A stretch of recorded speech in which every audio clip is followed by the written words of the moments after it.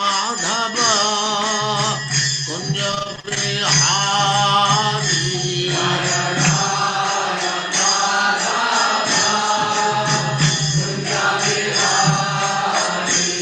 जय राधा माधव कुंज बिहारी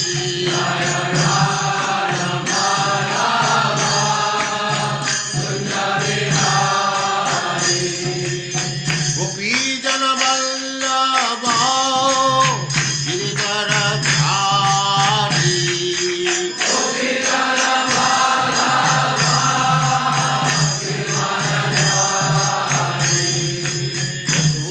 यशोदानंदन ब्रज जन रंजन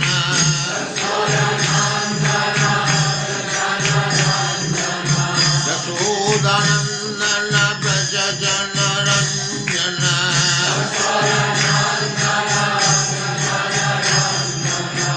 यमुना तीर वनचारी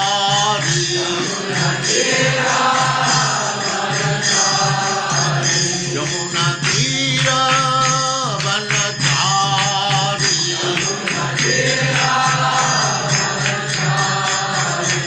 जय राधा माधव कुंज बिहारी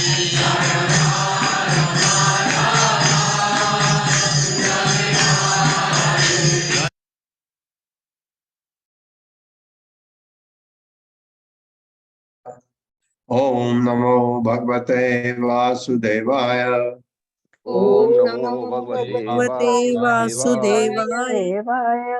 ओम नमो भगवते वासुदेवाय। ओम नमो भगवते वासुदेवाय। ओम नमो भगवते वासुदेवाय। ओम नमो भगवते वासुदेवाय। नारायणं नमस्कृत्य नारायणं नमस्कृत्य नरं चैव नरोत्तमं नरं चैव नरोत्तमं देवीं सरस्वतीं व्यासं देवीं सरस्वतीं व्यासं ततो जयमुदीरये ततो ततो नष्टप्रायेषु भद्रेषु नष्टप्रायेषु नित्यं भागवत सेवया नित्यं भागवत सेवया सेवया भगवती उत्तमा श्लोके भगवती उत्तमा श्लोके भक्तिर्भवति नैष्ठिकी। भक्तिर्भवति नैष्ठिकी। हरे कृष्ण। आप सबका स्वागत है। हरे कृष्णा प्रभु जी, दंडवत प्रणाम। भगवान कपिल बता रहे हैं कि भगवान का के पर ध्यान कैसे लगाना चाहिए। उनके चरण कमलों में सबसे पहले, उसके बाद टखनों में, फिर जांघों पर, फिर कटी भाग में, फिर बताया उधर उधर तक पहुंच गए थे हम कल। अब इससे शायद बक्ष स्तर आएगा, तो 26वें श्लोक से आगे बढ़ते हैं। बक्षो अधिवासम वृषभस्य महाविभूते पुंसां मनोनयन निवृत्तिम आदधानम कंठम च कौस्तुभ मणेः अधिभूषणार्थम कुर्यान मनस्य अखिल लोक नमस्कृतस्य। मेरे साथ पढ़िए धीरे धीरे। बक्षो अधिवासम ऋषभस्य महाविभूते। अब पूरा साथ पढ़ते हैं। बक्षो अधिवासम ऋषभस्य महाविभूते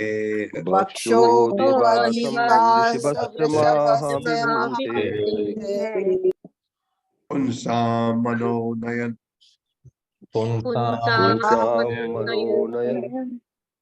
निवृत्तिम आदधानम पुंसां मनोनयन निवृत्तिम आदधानम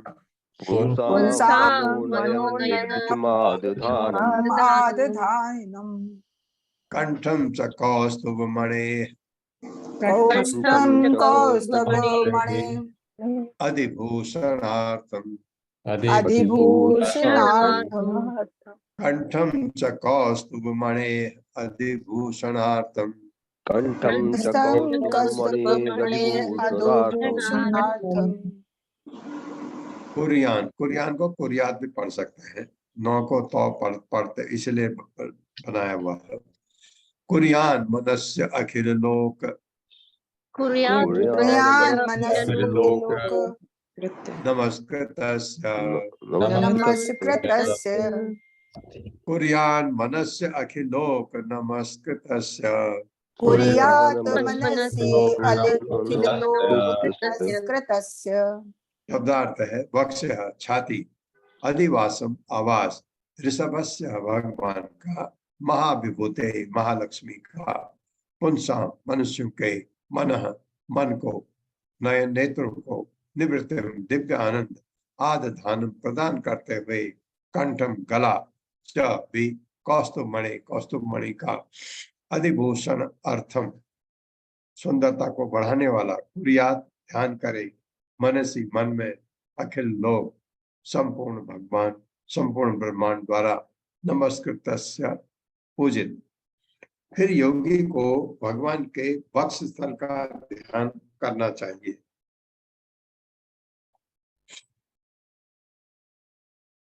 जो देवी महालक्ष्मी का आवास है।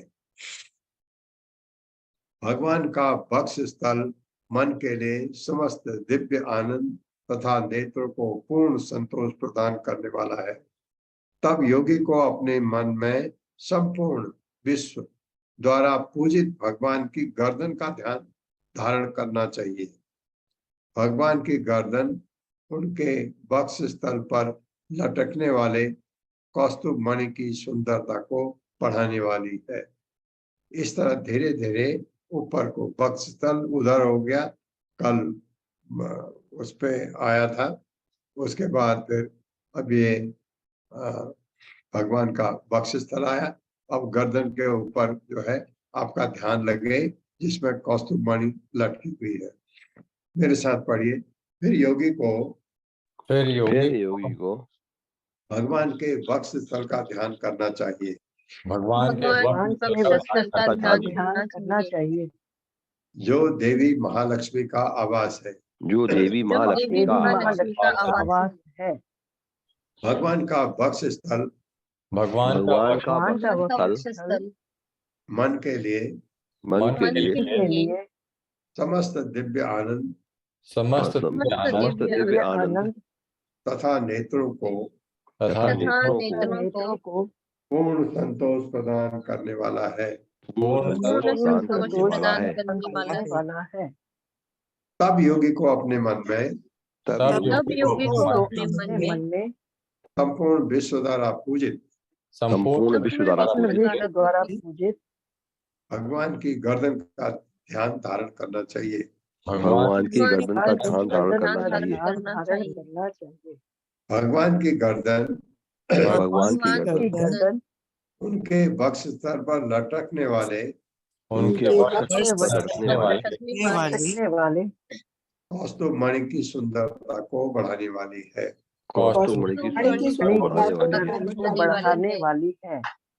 देखिए, एक बड़ी अच्छी बात लिखी है।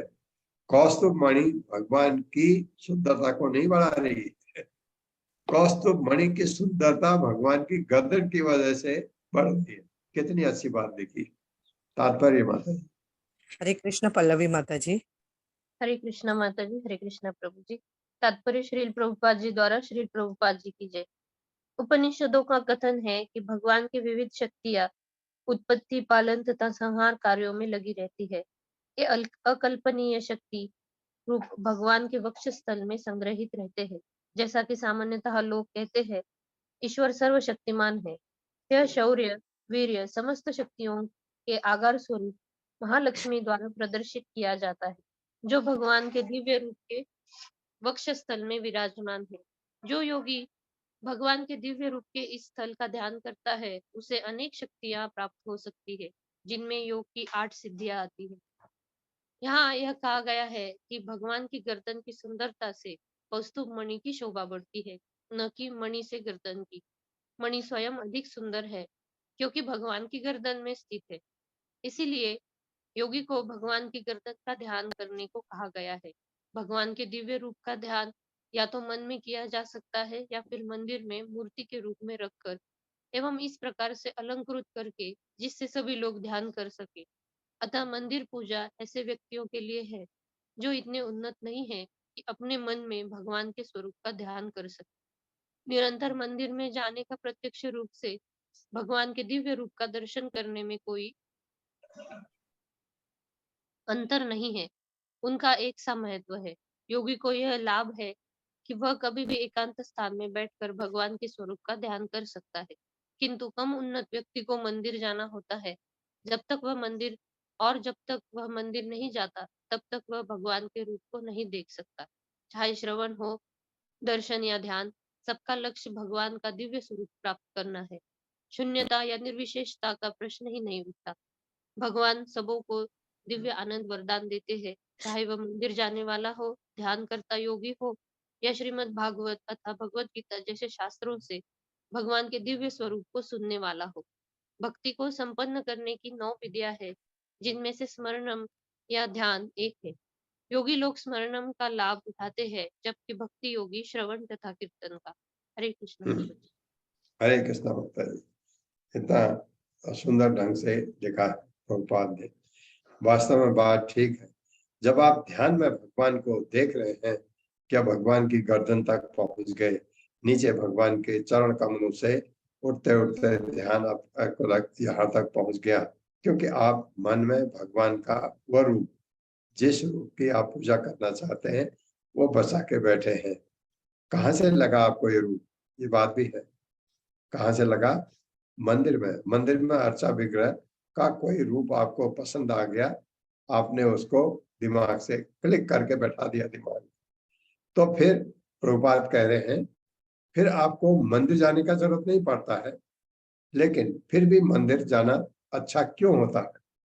हालांकि अगर आप भगवान के उस अर्चा विग्रह को अपने हृदय में बैठा चुके हैं, अपने दिमाग में वो मूर्ति बैठा चुके हैं, तो फिर भी क्यों? क्योंकि मंदिर का माहौल बहुत ही अच्छा होता है, पॉजिटिविटी होती है मंदिर में, भगवान की हर चीज भगवान के लिए वहां काम चल रहा होता है, तो इसलिए अच्छा लगता है मंदिर जाना। और हम लोग इतने उन्नत योगी नहीं है, हम ऐसे नहीं हैं कि बक्स स्थल का ध्यान करें भगवान के, हम में सिद्धियां आने लगे, ऐसा नहीं है। योगी यही करता है। योगी यहाँ जैसे बताया, ये अष्ट सिद्धियां हैं, अष्ट सिद्धि में एक भी मिल जाए उसको, उसी को लेकर के बहुत सारे अपने भक्ति मार्ग, अपने तपस्या छोड़ देते हैं कि उनको एक चीज मिल गई और उसी चीज को दिखा दिखा करके वो बहुत बड़े आश्रम भी खोल लेते हैं, बहुत बहुत चीजें करते हैं, क्योंकि एक चीज से ही दुनिया उनके फॉलोअर बन जाती है। लोग, आप जानते हैं, अगर वो एक बार जमीन से उठ करके 5 फीट ऊपर चले जाए ध्यान में, मुद्रा में, और बस इतना काफी है लोगों के लिए, ये भगवान है कह के, वो भगवान नहीं है।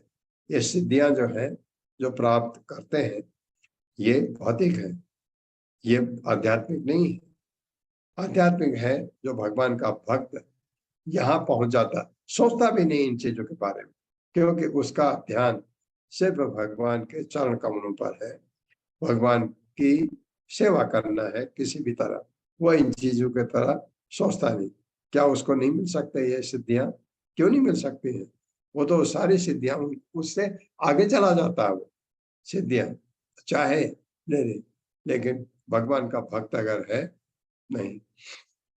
इसलिए भगवान भक्त वत्सल इसलिए नहीं होते, इसलिए नहीं कहा जाता उनको भक्त वत्सल है, क्योंकि भक्त है ही इतना पूजनी, तो भगवान उसके पीछे पीछे चलते हैं।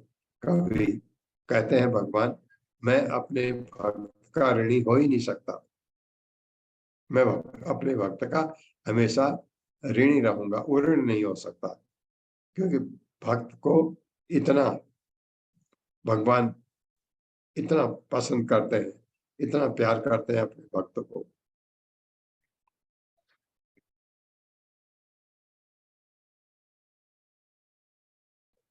सत्ताईसवां श्लोक है, बाहुं च मंदर गिरे परिवर्तनेन निर्णिक्त बाहुबल्यान अधिलोकपालान संचित्तयेत् दश सतारम असह्य तेजः शंखं च तत्कर सरोरुहराजहंसम्। मेरे साथ धीरे धीरे, बाहुं च मंदर गिरे परिवर्तनेन बाहुंश्च मंदरगिरे परिवर्तनेन परिवर्तनेन निर्णिक्त बाहुबल्यान निर्णिक्त बाहुबल्यान अधिलोकपालान अधिलोकपालान् निर्णिक्त बाहुबल्यान अधिलोकपालान निर्णिक्त बाहुबल्यान संचिन्तयेद् संचिन्तयेत् दश सतारम दशशतम् असह्य तेजः संचिन्तयेद् दश सतारम असह्य तेजः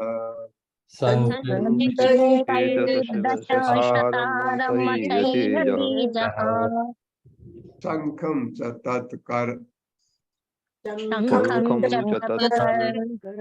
सरोरुह राजहंसं शंखं च तत्कर सरोरुह राजहंसं।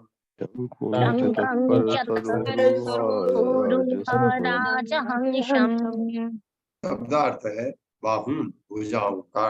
अब च तथा मंदर गिरे मंदर पर्वत का परिवर्तन घूमने से निर्णय पालिश किया रगड़ खाया बाहुबलियान बाहु के आभूषण अधिलोक पालन ब्रह्मांड के नियमों का स्रोत संचिन्तये ध्यान करे 10 शतारम जो मैं कह रहा था 10 आरे सुदर्शन चक्र असह्य तेज चकाचौंध द्युति शंखम शंख च भी तत्कर भगवान के हाथ में सरोरुह कमल जैसे राजहंस हंस की तरह। इसके बाद योगी को गर्दन तक आप पहुंच गए थे पहले श्लोक में। इसमें क्या क्या है, इसके बाद योगी को भगवान की चारों भुजाओं का ध्यान करना चाहिए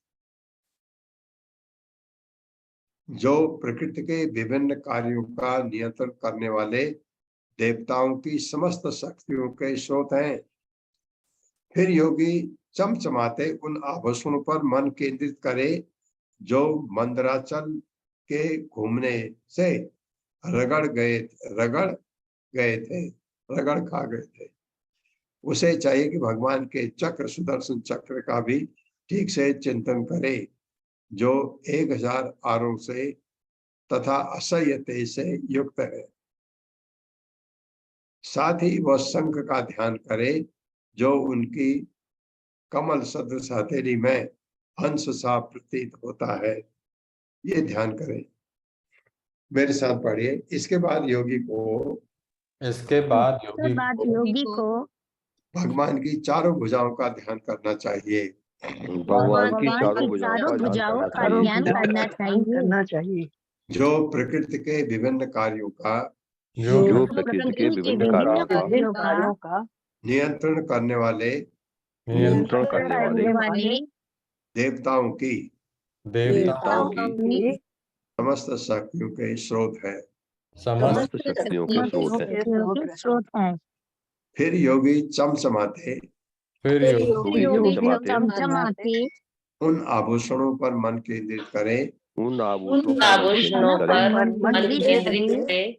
जो मंदराचल के घूमने से जो मंदराचल के घूमने से रगड़ गए थे, रगड़ गए थे, उसे चाहिए कि भगवान के चक्र सुदर्शन चक्र का भी उसे चाहिए कि भगवान के चक्र का भी सुदर्शन चक्र का भी ठीक से चिंतन करे, ठीक से चिंतन करे, चिंतन करे, जो 1000 आरों से जो 1000 आरोप से तथा असह्य तेज से युक्त है, तथा असह्य असह्य तेज से युक्त है। साथ ही वह शंख का ध्यान करे, साथ ही वह उसका शंख ध्यान करे, जो उनकी कमल सदृश हथेली में जो उनकी कमल सदृश हथेली में हंस सा प्रतीत होता है। हंस सा प्रतीत होता है। प्रतीत होता है। ये जो मंदराचल पर्वत के घूमने से रगड़ खाया जो बताया, ये भगवान ने उस समय कछुए का रूप लिया था जब अमृत मंथन हुआ था, उस समय ये शायद वही वाली बात होगी। पर ये रगड़ खाया कहाँ पर है, वो फिर योगी चमचमाते उन आभूषणों पर मन केंद्रित करे जो मंदराचल के घूमने से रगड़ खा गए थे। ये बड़ी बात प्रभुपाद में उसमें तात्पर्य में पढ़ेंगे प्रभुपाद क्या कहते हैं। हरे कृष्णा पूनम बिंदल माता जी। हरे कृष्णा माता जी, हरे कृष्णा प्रभु जी, दंडवत प्रणाम। पूर्ण पुरुषोत्तम भगवान के बाहुओं से ही विधि तथा व्यवस्था के सभी विभाग उद्भूत होते हैं। ब्रह्मांड की विधि व्यवस्था विभिन्न देवताओं के हाथ में है और यहाँ पर कहा गया है कि श्री भगवान के बाहुओं से उत्पन्न होती है। यहाँ पर मंदराचल का उल्लेख हुआ है क्योंकि जब समुद्र मंथन हुआ था तो एक ओर असुर थे और दूसरी ओर देवता थे और मंदराचल को उन्होंने मथानी बना लिया था। श्री भगवान अपने कच्छप अवतार में इस मथानी के लिए धुरी बने। फलस्वरूप मंदराचल के घूमने से उनके आभूषण चमक गए, पालिशदार हो गए। दूसरे शब्दों में श्री भगवान की बाहुओं के आभूषणों की चमक ऐसी थी मानो हाल ही में उनकी पॉलिश की गई हो। श्री भगवान के हाथ का चक्र सुदर्शन चक्र कहलाता है और इसमें 1000 आरे दाते हैं। योगियों को सलाह दी जाती है कि वे प्रत्येक आरे का ध्यान करें। उन्हें श्री भगवान के दिव्य रूप के प्रत्येक संगठक भाग का ध्यान करना चाहिए। हरे कृष्ण। हरे कृष्ण। अब आ गया, समझ आ गया क्या हो गया। कह रहे हैं पॉलिश हो गए भगवान के आभूषण चमक गए। किससे? जब मंदराचल पर्वत पर भगवान की जो पीठ थी धुरी की तरह इस्तेमाल हुई तो भगवान के आभूषण भी रगड़े गए तो वो चमक गए, इसलिए कहा था। ये प्रभुपाद ने उसको समझा दिया अच्छी तरह से। तो वहां आपको उनका ध्यान करना है। कौमो 28वां श्लोक। कौमोदकीं भगवतो दयितां स्मरेत दिग्धाम अराति भट शोणित कर्दमेन मालां मधुव्रत वरुत गिरोपजुष्टां चैतस्य तत्त्वम् अमलं मणिम अस्य कंठे। मेरे साथ पढ़िए धीरे धीरे। कौमोदकीं भगवतो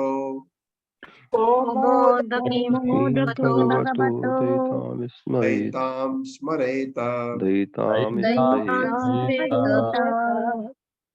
पूरा। कौमोदकीं भगवतो दयितां स्मरेत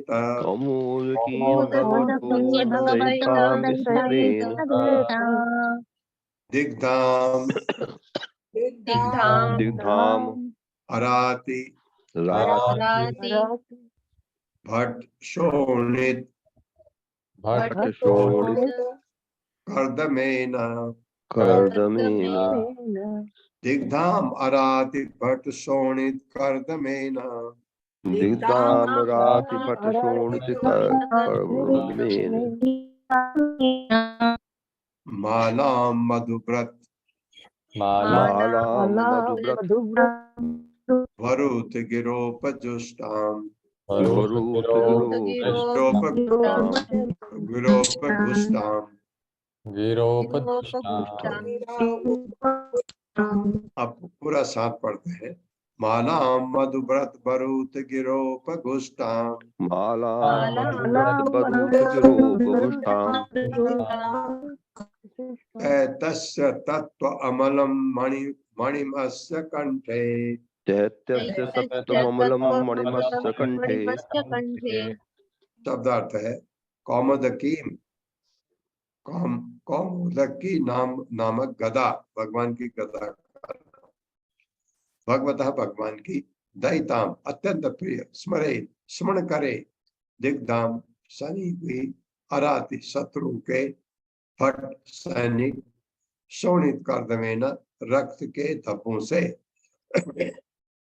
माला माला हार मधुव्रत फलों का बरूद झुंड गिरा ध्वनि से उपगुष्टाम गिरा चैतस्य जीव का तत्व सिद्धांत तत्व अमलम शुद्ध मणि मोती की माला अस्य भगवान के कंठे गले में। अनुवाद है फिर योगी को चाहिए कि वह प्रभु की कौमोदकी नामक गदा का ध्यान करे।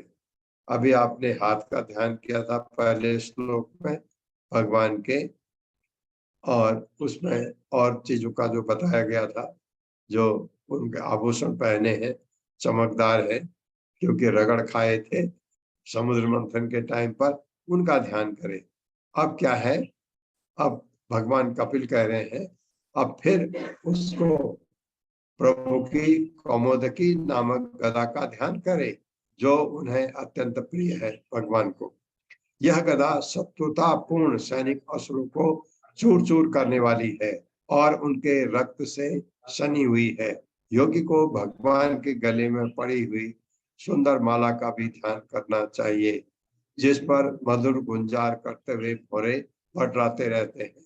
भगवान की मोती की माला का भी ध्यान करना चाहिए जो उन शुद्ध आत्माओं की सूचक है जो भगवान की सेवा में लगे रहते हैं। मेरे साथ पढ़िए। फिर योगी को चाहिए कि वह प्रभु की कौमोदकी नामक गदा का ध्यान करे। कौमुदकी नामक गदा का ध्यान करे जो उन्हें अत्यंत प्रिय है। यह गदा शत्रुता पूर्ण सैनिक असुरों को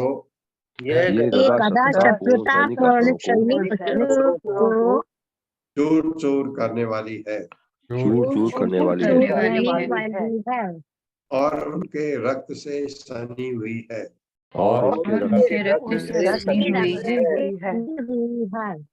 योगी को भगवान के गले में पड़ी हुई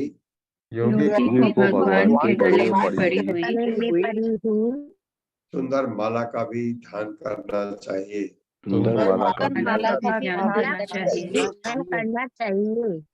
जिस पर मधुर गुंजार करते हुए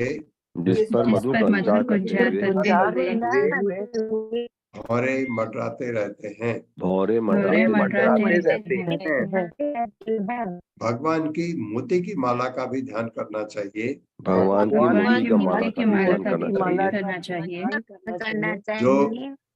जो उन शुद्ध आत्माओं की सूचक है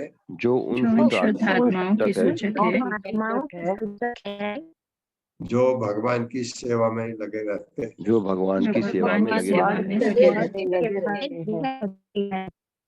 तात्पर्य माता जी। हरे कृष्णा। सोनिया अग्रवाल माता जी। हरे कृष्ण माता जी। श्रील प्रभुपाद जी की जय। तात्पर्य श्रील प्रभुपाद जी के द्वारा योगी को श्री भगवान के दिव्य शरीर के विभिन्न अंगों का चिंतन करना चाहिए। यहाँ बताया गया है कि जीवों की स्वाभाविक स्थिति समझनी होगी। यहाँ पर दो प्रकार के जीवात्माओं का उल्लेख किया गया है। पहले प्रकार के जीव आराती कहलाते हैं। ये श्री भगवान के लीलाओं के प्रति विपरीत भाव रखते हैं। ऐसी जीवात्माओं को दंडित करने हेतु श्री भगवान हाथ में अपनी भयानक गदा लिए प्रकट होते हैं जो सदैव असुरों के वध के रक्त से सनी रहती हैं। जैसा कि श्रीमद् भगवद गीता में कहा गया है, जीवों की सभी योनियां श्री भगवान की संतानें हैं। फिर भी जीवों की दो श्रेणियां होती है जो दो भिन्न प्रकार से कार्य करती हैं। परमेश्वर शुद्ध जीवात्माओं को अपने गले में वैसे ही धारण करते हैं जिस प्रकार कोई अपने गले तथा वक्षस्थल पर पड़ी मोतियों की माला की रक्षा करता है। जो जीवात्मा शुद्ध कृष्ण चेतना में रहते हैं, उनको प्रतीकात्मक रूप से उनके गले की माला की मोती कहा गया है। जो असुर है और परमेश्वर की लीलाओं के प्रति शत्रुता रखते हैं, उन्हें वे अपनी गदा से दंड देते हैं, जो सदैव ऐसे पतित जीवात्माओं के रक्त से सनी रहती है। यह गदा श्री भगवान को अत्यंत प्रिय है, क्योंकि वे इसे आसुरी शरीरों को चूर चूर करके रक्त के साथ मिलाने हेतु प्रयुक्त करते हैं। जिस प्रकार मिट्टी को पानी के साथ सानने से कीचड़ बन जाती है, उसी प्रकार सांसारिक शत्रुओं या नास्तिकों को प्रभु अपने गदा से ध्वस्त करते हैं, जिससे उनके गदा ऐसे असुरों के रक्त से दंदली हो जाती है। हरे कृष्ण प्रभु जी। तो गदा का ध्यान करना चाहिए। गदा के बारे में बताया कि क्या क्या वो करती है, और दूसरा क्या बताया, गदा है जो असुर है उनके लिए, और मोती की माला क्या है, भगवान के भक्त है उनमें। ये 29वां श्लोक। भृत्या अनुकंपित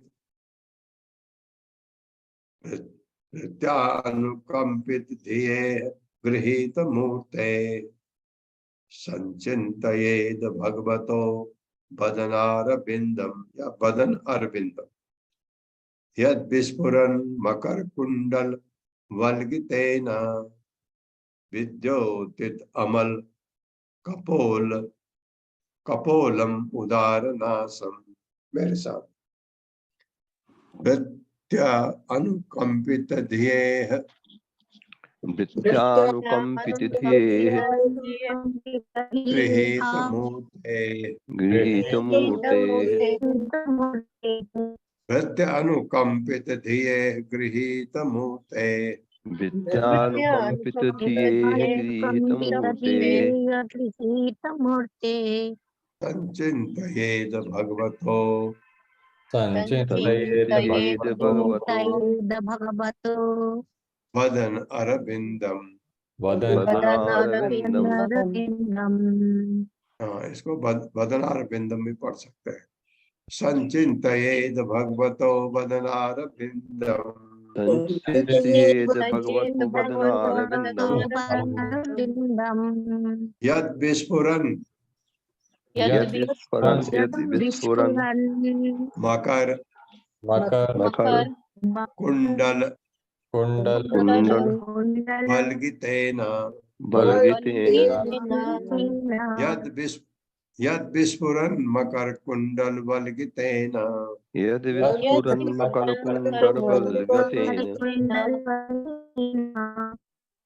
विद्योतित अमल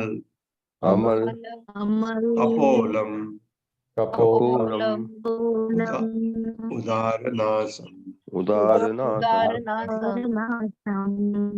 पूरा सेंटेंस पढ़ रहा हूँ। विद्योतित अमल कपोलम उदारनासम।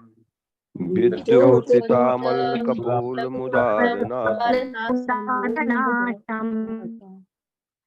शब्दार्थ है भक्तों के लिए अनुकंपित धिया, अनुकंपा बस यह इस संसार में गृहीत मूर्ते विभिन्न रूपों को धारण करने वाला संचिन्तये ध्यान करे भगवता भगवान का बदन मुखमंडल। अब मुखमंडल पर आ गए।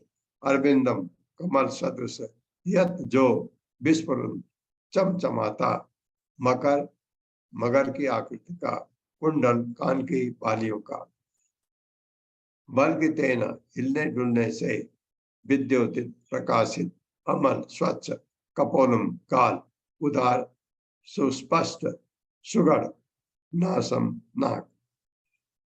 अनुवाद है, तब योगी को भगवान के कमल सदृश मुखमंडल का ध्यान करना चाहिए, जो इस जगत में उत्सुक भक्तों के लिए अनुकंपा बस अपने विभिन्न रूप प्रकट करते हैं।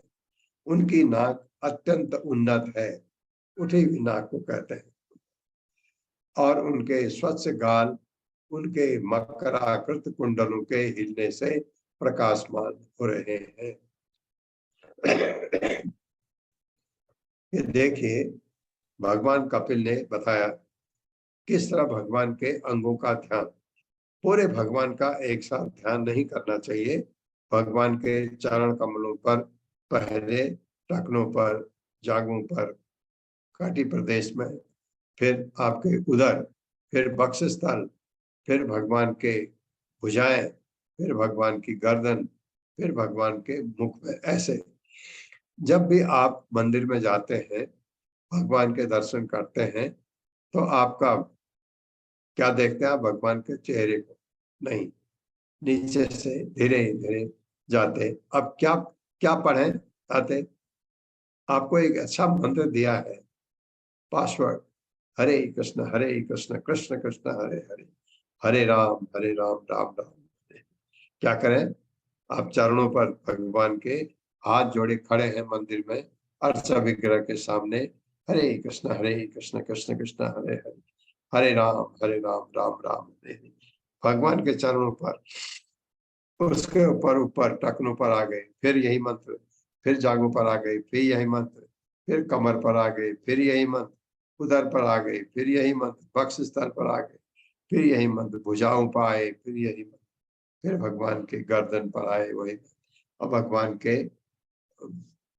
कमल सदृश मुखमंडल का ध्यान करते वहां पर ऐसे, तब भगवान को।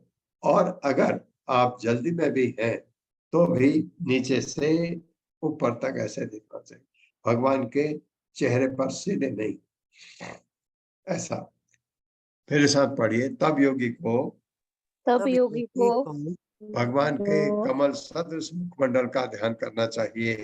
भगवान के कमल का ध्यान करना चाहिए, जो इस जगत में जो इस जगत में उत्सुक भक्तों के लिए उत्सुक भक्तों के लिए अनुकंपावश अनुकंपावश अपने विभिन्न रूप प्रकट करते हैं, अपने विभिन्न रूप प्रकट करते हैं।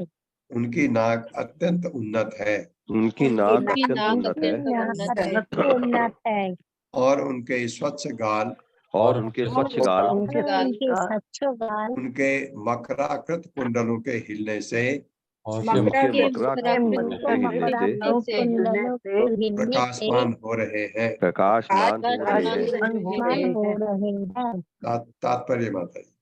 हरे कृष्णा सुशील गुप्ता प्रभु जी। हरे कृष्णा प्रभु जी, हरे कृष्णा माता जी, दंडवत प्रणाम। तात्पर्य श्री प्रभुपाद श्री प्रभुपाद की जय। श्री भगवान अपने भक्तों के लिए प्रगाढ़ अनुकंपा के वशीभूत होकर भौतिक जगत में अविरत होते हैं। इस भौतिक जगत में श्री भगवान के अवतार लेने के दो कारण होते हैं। जब जब धर्म के सिद्धांतों के पालन में त्रुटि आ जाती है और अधर्म की प्रधानता होती है, तो श्री भगवान अपने भक्तों की रक्षा करने तथा अभक्तों के विनाश करने हेतु अवतरित होते हैं। जब वे प्रकट होते हैं तो उनका मुख्य उद्देश्य भक्तों को सांत्वना प्रदान करना होता है। असुरों को नष्ट करने हेतु एवं स्वयं आने की आवश्यकता नहीं होती, क्योंकि उनके अनेक पार्षद यानी एजेंट होते हैं। यहाँ तक कि उनकी बहिरंगी शक्ति माया में भी इतनी शक्ति होती है कि उनका वध करते हैं। किंतु जब वे अपने भक्तों पर दया दिखाने आते हैं तो चलते चलाते अपने भक्तों का वध कर देते हैं। अभक्तों का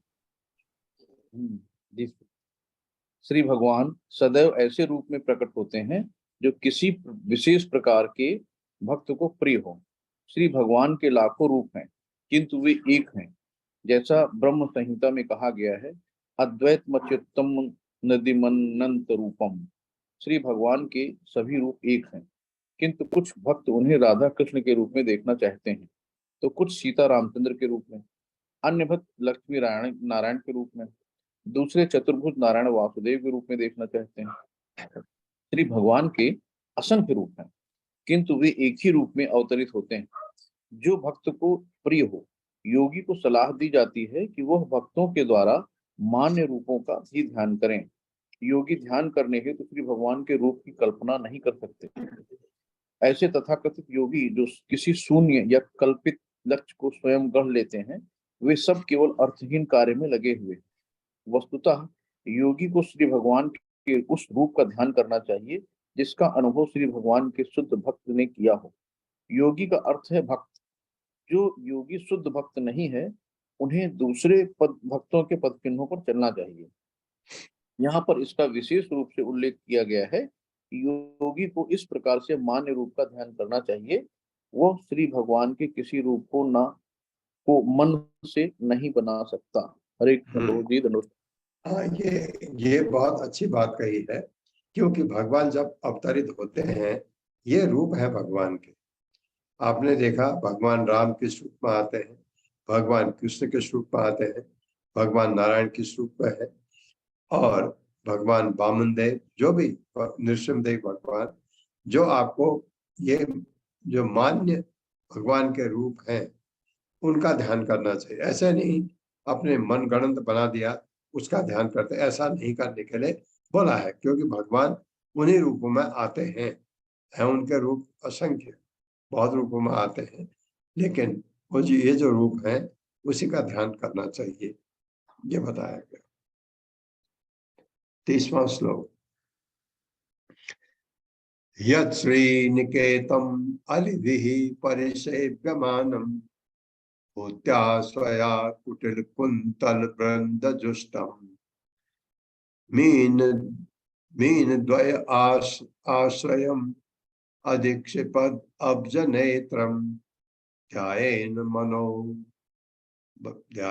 मनोमयम् अतंद्रित उल्लसद्भ्रू। मेरे साथ धीरे धीरे। यद श्री निकेतनम अलिभिः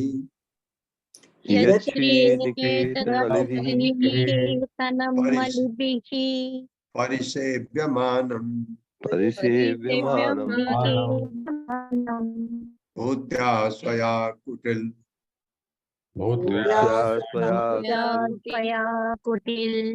कुंतल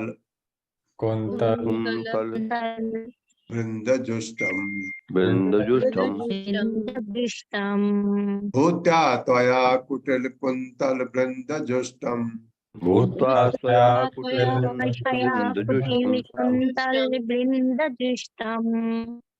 मीन द्वया आश्रयम् अधिक्षिपद अब्जनेत्रम् मीन द्वय आश्रयम् अधिक्षिपद अब्जनेत्रम्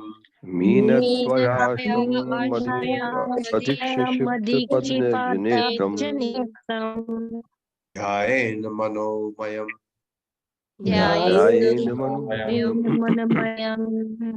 अतंद्रित उल्लसद्भ्रू ध्यायेन मनोमयम् अतंद्रित उल्लसद्भ्रू।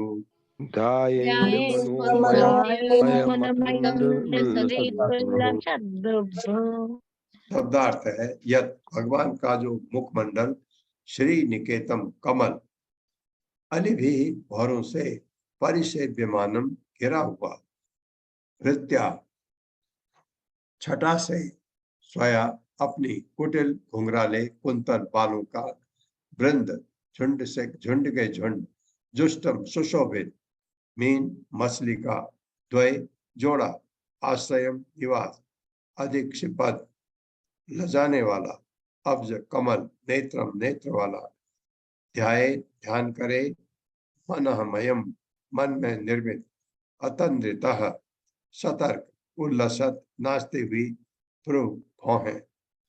तब योगी भगवान के सुंदर अब मुखमंडल पर आना है।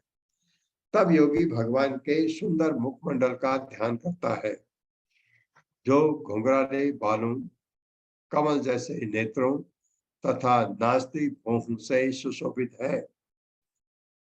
इसकी शोभा छटा से के आगे भौरों से घिरा कमल तथा तैरती हुई मछली की जोड़ी मात खा जाती है। मेरे साथ पढ़िए।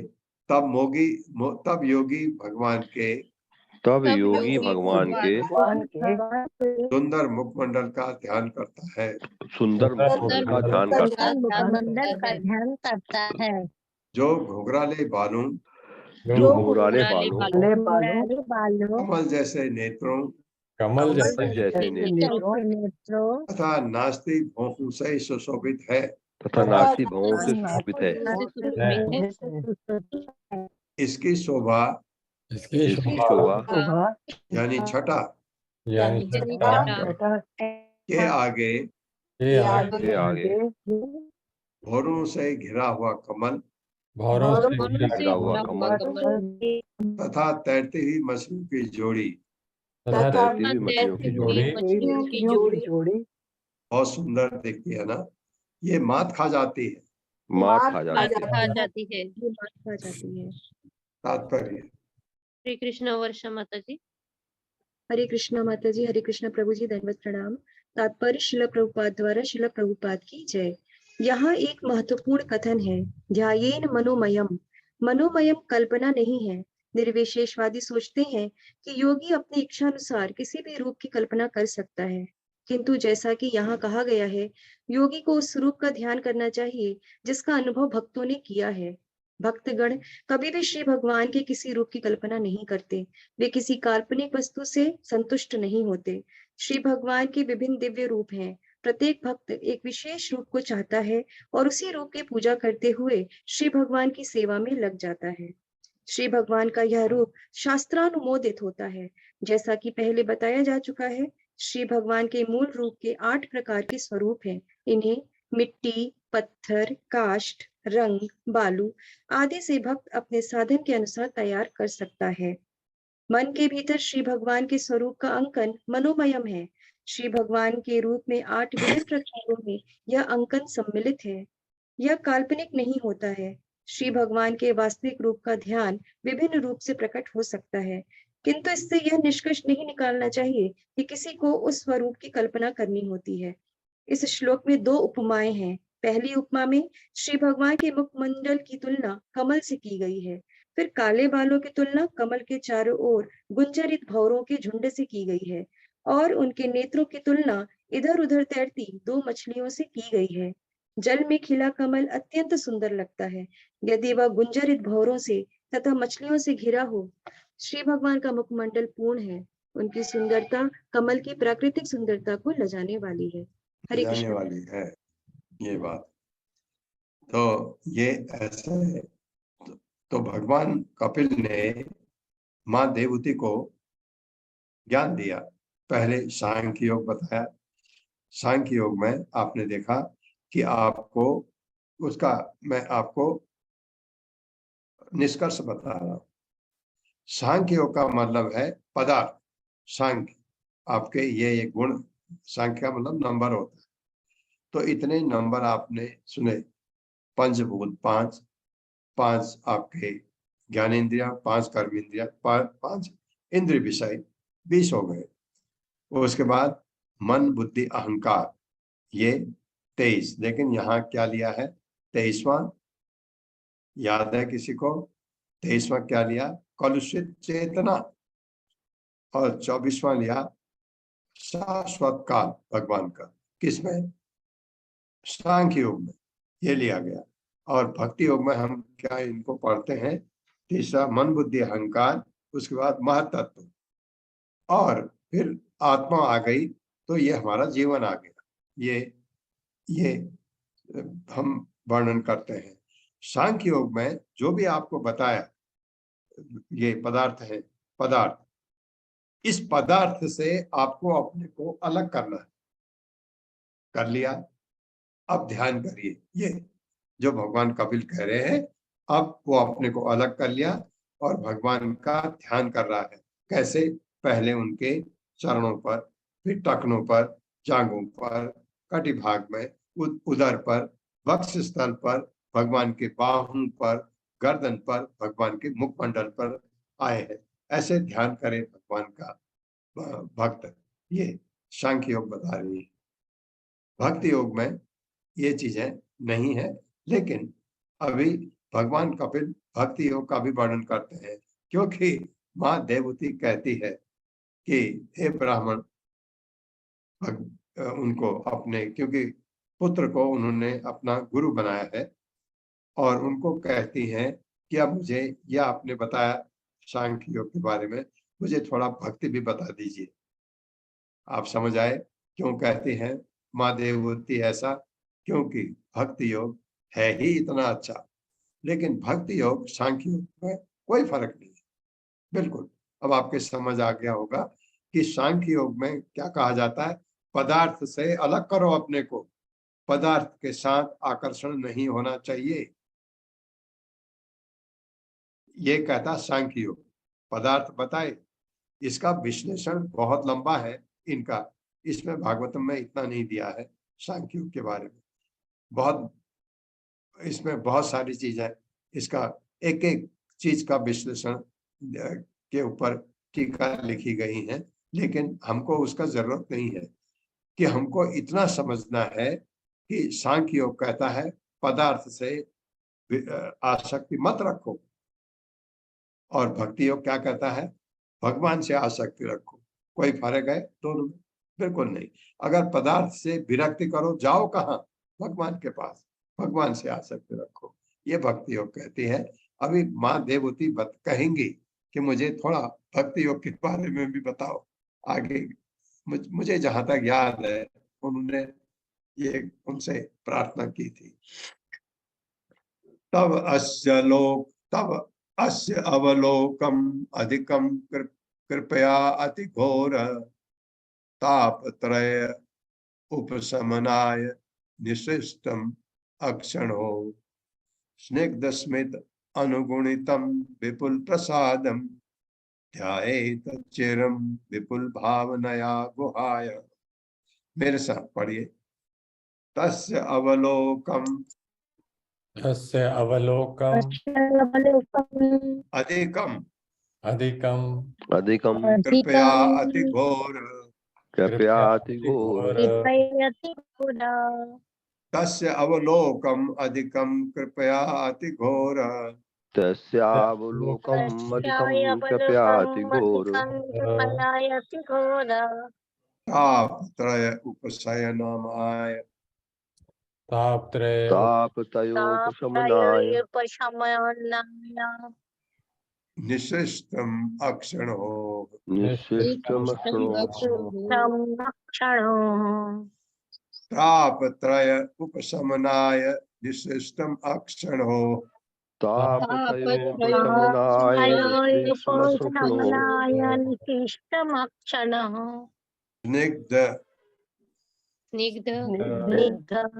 स्मित स्मित अनुगुणितम अनुगणितम विपुल प्रसादम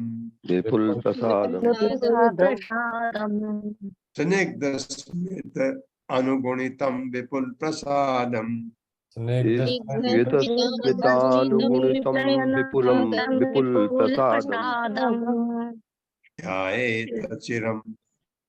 ध्यायेत चिरम। हाँ, एक देखे, दो चौ है, एक चौ तो में बदल जाता है। ध्यायेत चिरम विपुल भावनया गुहायाम। ध्यायेत चिरम विपुल भावनया गुहायाम। शब्दार्थ है तस्य भगवान की अवलोकम चितवन अधिकम प्राय कृपया अनुग्रह से अधिघोर अत्यंत भयावह तापत्रय तीन प्रकार के कष्ट उपशमनाय कम करने के लिए निशिष्टम चितवन अक्षणों आंखों से स्निग्ध चिकनी या प्यारी। स्निग्ध का मतलब चिकना भी होता है और प्यारा भी होता है। स्मित मुस्कान, अनुगुणितम के साथ साथ विपुल प्रचुर प्रसादम दया से युक्त ध्यायेत ध्यान करे चिरम दीर्घ काल तक विपुल पूर्ण भावनया भक्ति से गुहायाम हृदय में। योगी को चाहिए कि भगवान के नेत्रों की कृपा पूर्ण चितवन का ध्यान पूर्ण समर्पण भाव से करे, क्योंकि उससे भक्तों के अत्यंत भयावह तीन प्रकार के कष्टों का समन होता है। तीन प्रकार के त्रैताप है ना हमारे। प्रेम भरी मुस्कान से युक्त उनकी चितवन विपुल प्रसाद से पूर्ण है। मेरे साथ पढ़िए। योगी को चाहिए कि योगी को चाहिए कि भगवान के नेत्रों की भगवान के नेत्रों की कृपापूर्ण चितवन का ध्यान कृपापूर्ण चित्तवन का ध्यान पूर्ण समर्पण भाव से करे, पूर्ण समर्पण भाव से करे, क्योंकि उससे भक्तों के क्योंकि उससे भक्तों के अत्यंत भयावह अत्यंत भयावह तीन प्रकार के कष्टों का शमन होता है। 3 प्रकार के कष्टों का शमन होता है।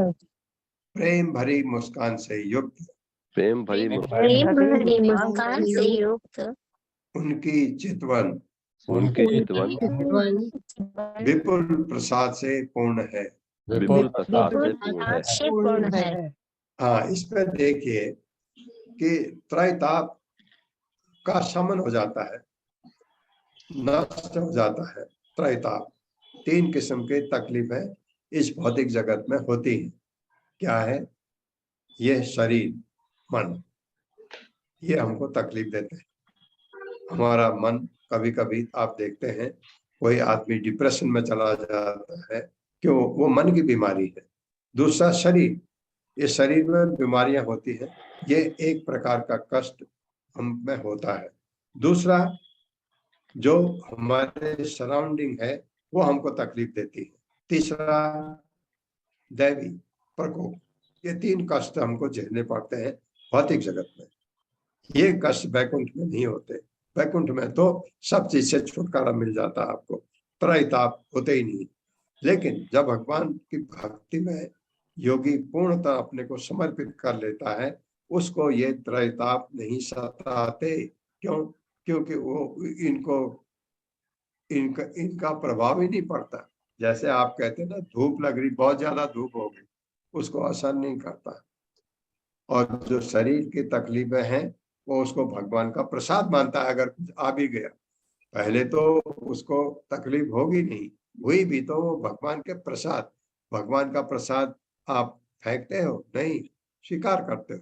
तो योगी में ये फर्क आ जाता है। तात्पर्य माता जी। हरे कृष्णा। कल्पना माता जी। श्री कृष्ण। जब तक मनुष्य इस भौतिक शरीर के साथ बद्ध जीवन में रहता है तो वह नाना प्रकार की चिंताओं तथा कष्टों को भोगता रहता है। कोई भी भौतिक शक्ति से प्रभाव से बच नहीं सकता, भले ही वह दिव्य पद को क्यों न प्राप्त हो।